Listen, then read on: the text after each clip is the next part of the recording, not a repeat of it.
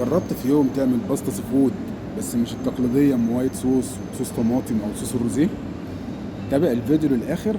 هقول لك على وصفة باستا سي فود بس محترمة قوي. هنجيب كاليماري وجمبري وبلح بحر وسمك سلمون وسمك قشر بياض. كل الكلام ده كل حاجة لوحدها. بصل مفروم، ثوم مفروم، اعشاب فريش اللي هي روزماري وزعتر، ولو عندك اوريجانو فريش فرمهم معاه.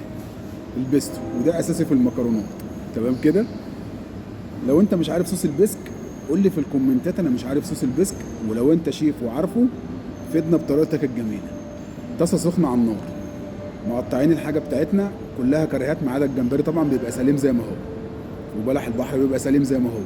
الطاسه بتاعتي تبقى سخنه عشان اما انزل بالسفود بتاعي واشمطه في النار او اشوحه بلغه ست البيت ما يجيبش ميه ويزفر مني، فلازم الطاسه بتاعتي تبقى سخنه قوي.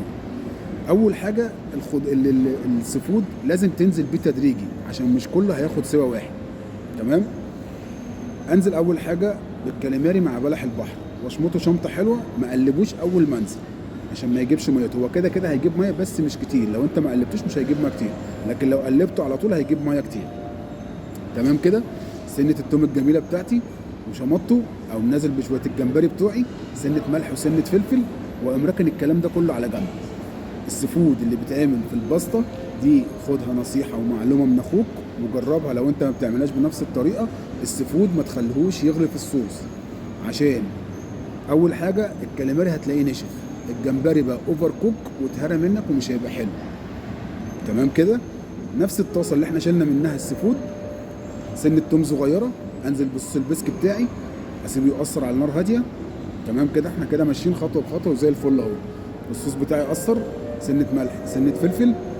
السفود بتاعي طبعا احنا شامطين الكاليماري والجمبري وبلح البحر، فاضل لي ماتش السلمون والفيليه القشر بياض. احنا ما ينفعش نشمط السمك والسلمون. ليه ما ينفعش نشمط السمك والسلمون؟ لو احنا شمطناه في الاول او شوحناه في الاول مع الحاجات دي هيتفتفت وهيتهري ومش هيبقى ظاهر في المكرونايه. اسمك عامل مكرونايه غنيه او بسطايه غنيه وفيها حاجات محترمه، بس انت بالتكنيك بتاعك اللي هو مثلا ما يكونش صح او انت ما عندكش المعلومه صح، هرى لك السمك وهرى لك الحاجه ما خلاش المكرونه بتاعتك طالعه مكرونيه محترمه. تمام كده يا شيفنا. السفود بتاعي اللي مشموط اللي هو الكاليماري والجمبري وبلح البحر انزل بيه. السمك القشر بياض والسلمون متقطعين كريهات وموجودين عندي، لازم اديهم سنه ملح وسنه فلفل عشان طعمهم ما يبقاش مختلف عن الصوص وعن السفود اللي احنا شمطناه. تمام كده.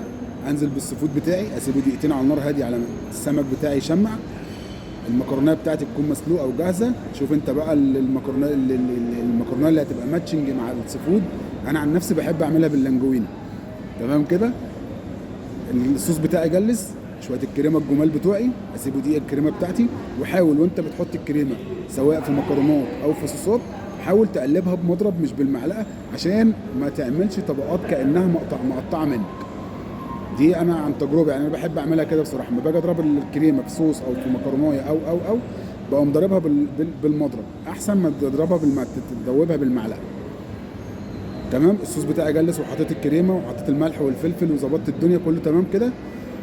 سنه الاعشاب الفريش بتاعتي، سنه البيستو، انزل بالمكرونه. كل الكلام ده على النار هاديه عشان الكريمه ما تفصلش منك والصوص بتاعك يجلس، ما يعملش من على الحروف الطاسه كده نار والزبده اللي في الكريمه تقطع ويبقى الطبق شكله مش ظريف.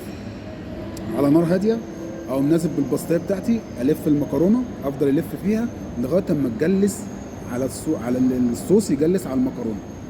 تمام. الصوص بتاعك جلس والدنيا حلوه. اخر تاتش وهيخلي لك المكرونه بتاعتك طالعه بتلمع والصوص بتاعك طالع مجلس على المكرونه. مكعب زبده صغير بعيد عن النار، مكعب زبده صغير واقوم لافف المكرونه، هيطلع لك المكرونه بتاعتك بتلمع، تلوح الزبون اللي قاعد، تخلي الزبون قاعد شايف الطبق بتاعك بيلمع قدامه. تمام كده. مكعب الزبده، سنه البقدونس، الف اغرف الطبق بتاعي بالشكل الحلو وترص السفود بتاعك كده بشكل جميل وازينها باي حاجه. الباستا السفود يا شيفنا ما بتاخدش جبنه بارميزان.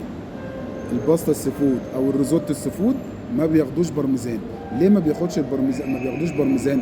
البرميزان هتطغي على طعم الحاجه بتاعت البحر اللي هي السفود اللي احنا حاطينه، فبالتالي ممكن تظهر الزفاره بتاعت الحاجات دي، مع انك انت عاملها بتكنيك محترم وحاجه كويسه، بس الجبنه البرميزان مش ماتشنج مع السفود، هتخلي الطبق بتاعك مش حلو. فانت تعمل ايه؟ خلي السفود بتاعك، خلي انا اسف الجبنه البرميزان بتاعتك طلعها ابار، فبالتالي هتبقى بقى ده الزبون براحته، عايز يحط مش عايز يحط دي براحته، بس الزبون يبقى كده، الزبون اللي قاعد في المطعم عندك يبقى عارف ان انت شيف فاهم، يبقى عارف ان انت بتخرج الحاجه على اصولها. الجبنه البرميزان بره دي ما بتاخدش برميزان، بس الجبنه البرميزان بره. تمام كده؟ لو عجبتك الطريقه وعجبتك الوصفه قول لي في الكومنتات، ولو عندك اي تعليق قول لي برضه في الكومنتات، بشوف التعليقات وبرد بنفسي. تابعني عشان اللي جاي ألذ.